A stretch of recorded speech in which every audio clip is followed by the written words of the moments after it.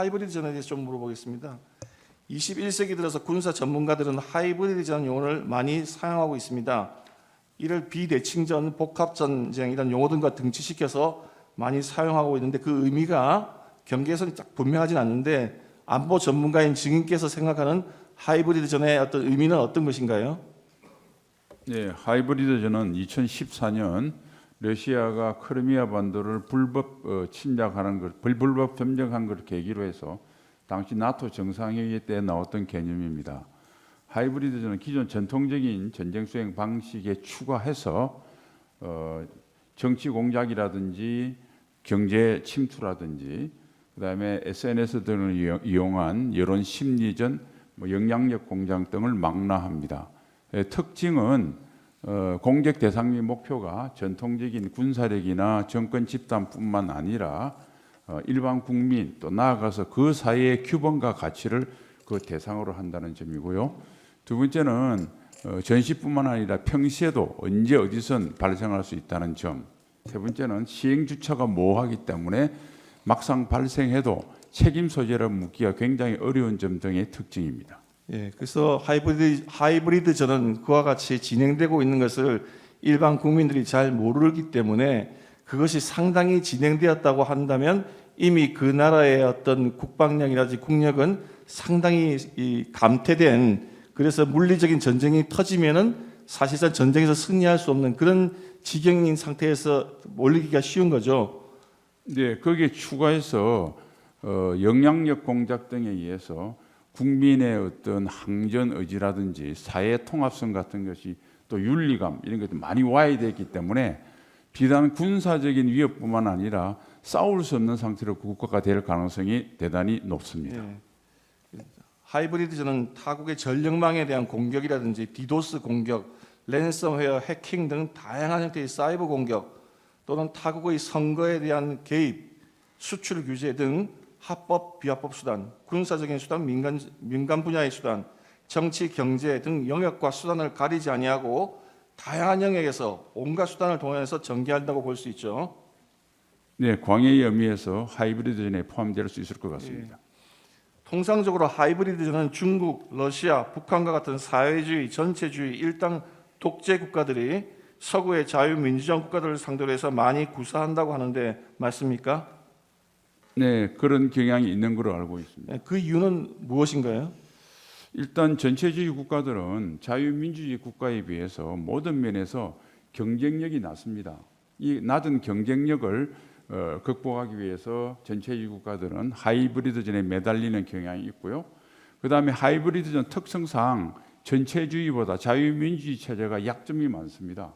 개방성, 포용성이라든지 또는 온라인, 오프라인 매스미디어가 발달을 했기 때문에 영향력 공작이나 심리전에 취약하기 때문입니다. 대통령께서 담화문에도 발표하셨지만 우리나라 주변에 중국과 러시아와 같은 사회주의 국가 또는 사실상의 일당 독재 국가가 있지만 그래도 친선 차원에서 또는 경제 교류 차원에서 서로 상호 존중하는 의미에서의 교류는 활발하게 진행되어야 하지만 대한민국의 헌법 체제라든지 자유민주주의 체제를 훼손하는 그런 어떤 하이브리드 전 가능성에 대해서는 항상 경각심을 가지고 경계해야 되는 건 맞죠? 네, 우리의 규범과 가치를 지키기 위한 범국민적인 노력이 필요하다고 생각합니다. 중국에서는 이 하이브리드전을 의미하는 용어로 초환전이라고 하는 용어를 사용하고 있다고 하는데 그 의미는 어떤 것입니까? 네, 계명대 교수가 쓴 책 제목으로 알고 있는데요. 한계를 초월한 전쟁. 그래서 하이브리드전과 유사한 개념으로 알고 있습니다. 지금 최근에 전 세계에서 좀 이슈가 되고 있는 것 중에 중국이 다른 나라의 국가의 선거에 개입하는 사례들이 많이 보도가 되고 있습니다. 한국 언론에서는 그게 많이 이슈가 되지는 않지만 세계에 지금 그게 많이 이슈가 되고 있는데 중국은 타국의 선거에 개입하는 정치 공작, 가짜 뉴스나 거짓 정보 확산을 통해서 타국의 위해를 가하는 인지전, 여론전 또는 ICT 기술을 이용한 사이버전 등 이런 전법을 종합해서 많이 사용하고 있는 걸로 알고 있죠. 네, 그런 보도를 본 적은 있습니다.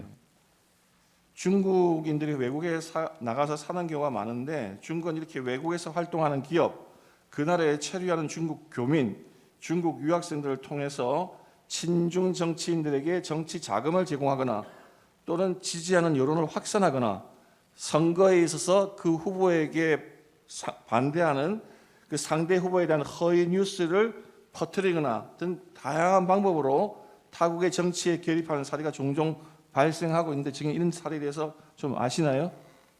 뭐 해외에서 그런 적이 있다고 하는 보도를 본 기억은 있습니다. 중국이 보도된 바에 따르면 캐나다하고 스웨덴은 공식적인 보고서가 나왔다고 하고 또 중국에서 가장 가까운 데 있는 대만에 대해서는 지금 선거 개입 영향성 때문에 대만은 선거제도를 다 바꿔서 당일 투표 현장 개표로 다 바꾼 걸로 알고 있습니다. 시진핑이 트럼프를 만났을 때 대한민국을 중국의 속방처럼 표현을 한 적이 있습니다. 그 아시죠? 그런 보도는 보신 적 없습니까? 네, 2017년 아마 팜비치에서 미중 정상회담을 할 때 그런 말이 있었다고 하는 보도는 본 기억이 있습니다. 그런 정도의 중국이라면 한국에 대해서도 얼마든지 선거 개입을 위한 시도는 있을 수 있다 생각하시죠? 그 가정을 전제로 외교에 영향을 미치기 때문에 예, 답변하지 알겠습니다. 않겠습니다. 예. 지금 한국에 와 있는 중국 국적의 외국인들에 대해서 숫자를 알아보니 이렇게 돼 있습니다. 제 146호증에 보면 통계청에 의하면 2024년 4월 말 기준으로 한국 내 체류 중인 외국인은 약 260만 명이고 그 중에 중국인은 96만 2천 명으로 약 37%를 차지하고 있습니다. 종전에 지금 지금께서 말씀하신 바와 같이 그런 다양한 하이브리드 전술을 감안하면 이렇게 중국인이 많다고 하는 것은 중국 정부로서는 하이브리드 전을 전개하기에 상당히 유리한 환경인 건 맞죠? 단정적으로 제 견해를 말씀드리는 건 적절치 않은 것 같습니다. 아, 그렇습니까? 그러면 이런 사례는 좀 있었는데 과거에 우리나라 정부에서 문재인 대통령이 중국 몽을 함께 하겠다. 또 지금 이재명 대표께서 중국 대사를 만나서 대사가 한국의 내정 간섭적인 발언을 했을 때 또는 중국과 대만의 문제에 대해서 양국에 대해서 쎄쎄하면 된다 이런 표현들을 하는 것과 같이 정부 여당이거나 또는 국회 일당의 대표가 그런 친중적인 발언을 공공연하게 하면 그런 경우에도 하이브리드 전을 전개하기에는 적절한 환경은 아닙니까? 예, 그것도 답변을 하지 않겠습니다.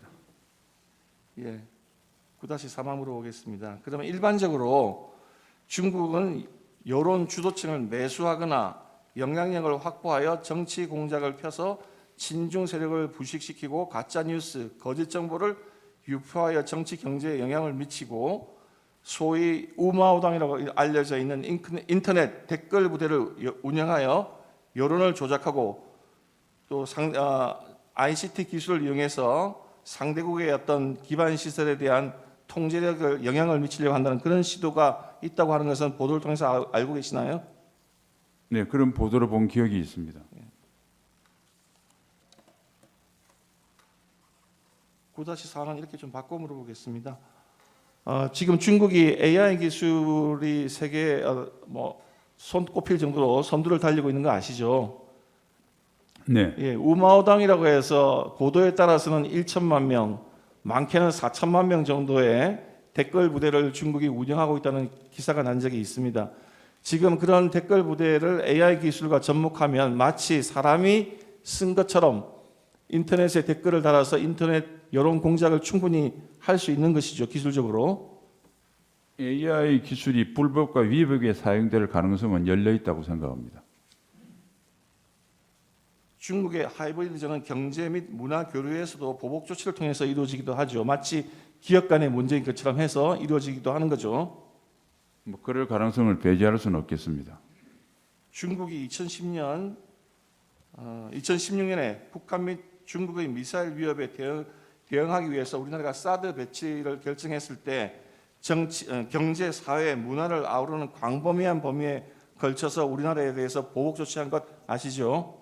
네, 당시 중국은 중앙정부가 직접 나서지 아니하고 지방 정부나 또는 중국 기업들을 전면에 내세워서 기업 간의 교류를 갑자기 축소하거나 중단하게 하는 이른바 한한령을 내린 바 있죠. 네, 알고 있습니다. 예. 또 중국은 당시 합법적인 절차 및 규정을 준수한다고 내세워서 갑자기 중국에 진출한 우리나라 기업들에 대해서 세무조사, 위생, 소방조사를 해서 기업 활동을 위축시키고 통관 등 각종 절차를 엄격하게 해서 비관세 장벽으로 우리나라 기업들을 상당히 위축시킨 것도 알고 계시죠. 네, 심지어는 당시 한국산 배터리가 탑재된 중국차의 전기차 모델에 대해서 다른 모델에 대해서 보조금을 차별 지급하고 그렇게 한 것도 아시죠? 네, 예, 또 다른 사례로 특히 이제 롯데그룹이 사드 부지 제공과 관련해서 정부에 협조하자 이에 대해서 중국 정부가 보복을 해서 결국은 롯데가 유통 사업을 중국에서 철수하는 일까지 벌어진 것도 그런 사례도 있었죠. 네. 지금 현재 우리나라에서 국정원이 발견한 사례인데 증인 중국이 한국에서 마치 한국의 언론 사이트인 양 위장한 사이트를 개설해서 친중 반미 컨텐츠를 제작 유포한 그런 사례가 있는 거 아시죠? 네, 그 들은 적이 있습니다. 또 그런 활동 중에는 심지어는 한국 상품에 대한 거짓 정보를 퍼뜨리는 사례도 있는 거 아십니까? 그에 대해서는 제가 알지 못합니다. 국정원이 중국이 개설했음에도 불구하고 한국인이 개설한 것이냐 위장한 인터넷 사이트를 여러 개 적발했다는 뉴스 보신 적 있습니까? 네, 본 적이 있습니다. 13만 묻겠습니다. 중국의 최대 IT 기업이라고 하는 그 텐센트가 2025년 1월달에 미국 정부 당국이 중국 군 관련 기업으로 지정한 사실 아십니까? 네, 미 국방부가 그렇게 지정한 걸로 알고 있습니다. 예. 텐센트가 한국의 JTBC 계열 기업에 1천억 투자한 거 알고 계세요? 그건 모르십니까? 그건 정확하게 확인한 바가 없습니다. 제가. 예. 지금 보도에 따르면 텐센트는 중국 JTBC 계열사에 1천억 투자하고 카카오 등에도 지분 투자를 했다고 합니다.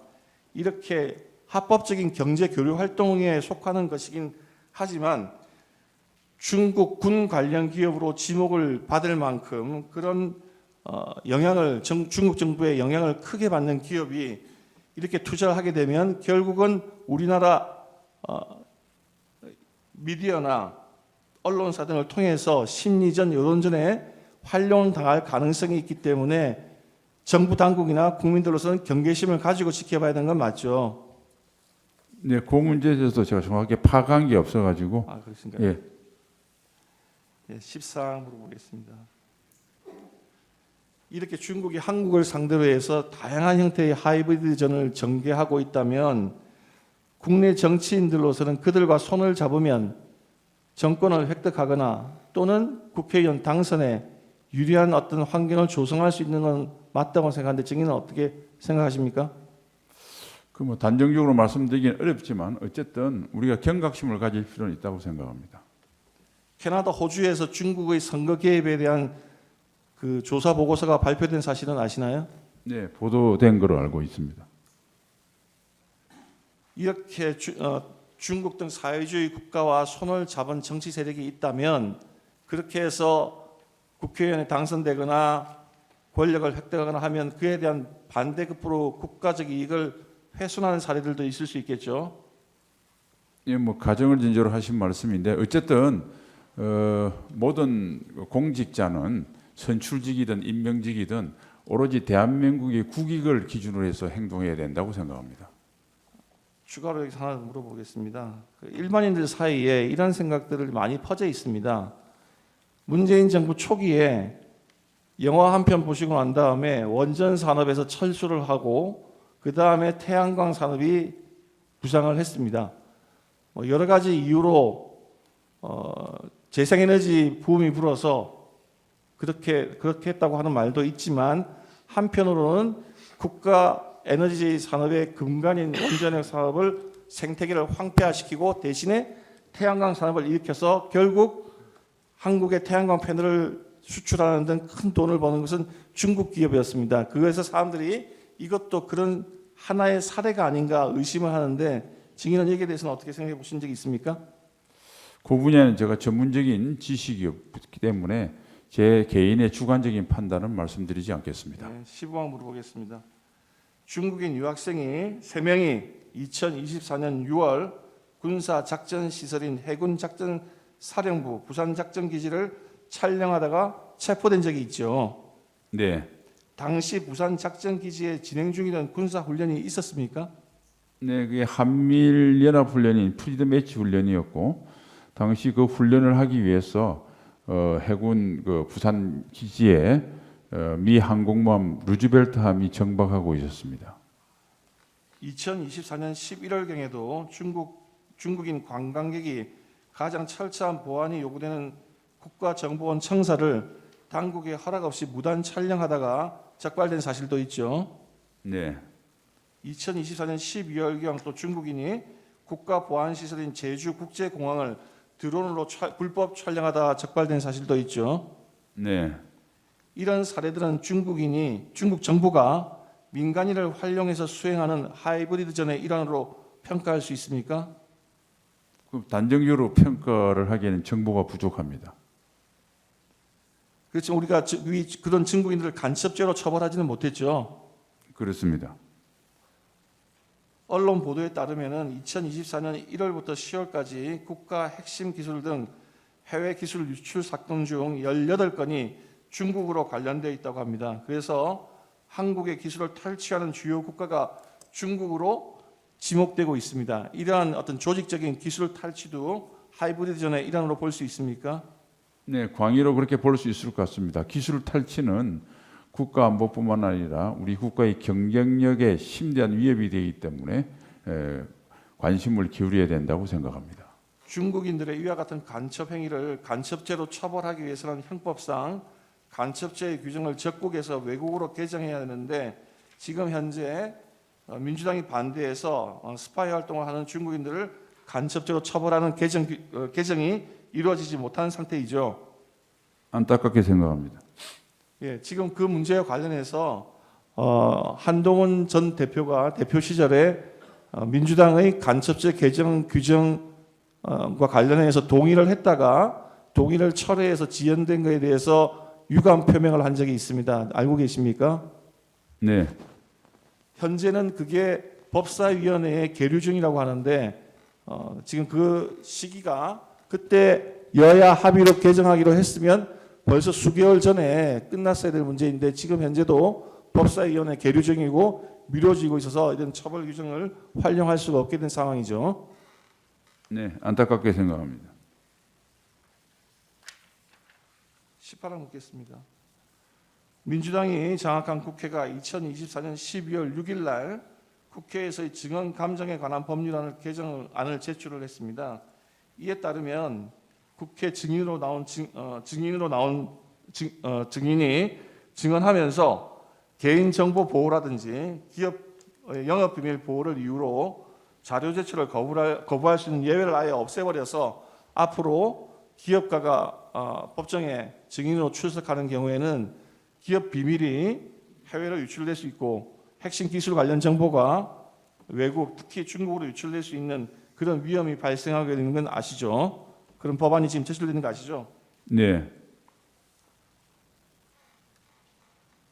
이렇게 어떤 외국인의 스파이 활동을 처벌할 수 있는 간첩죄 규정 개정이 미뤄지고 있고 국회에서의 증언간정법에 따라서 영업비밀 보호나 기업비밀 보호가 이루어지지 않게 되면 우리나라는 중국을 비롯한 다른 나라의 어떤 하이브리드전 위협에 무방비로 노출될 수밖에 없는 상태여서 안보 실장으로서는 굉장히 답답하게 생각하고 계시죠. 네, 그럴 위험성이 있다고 생각합니다.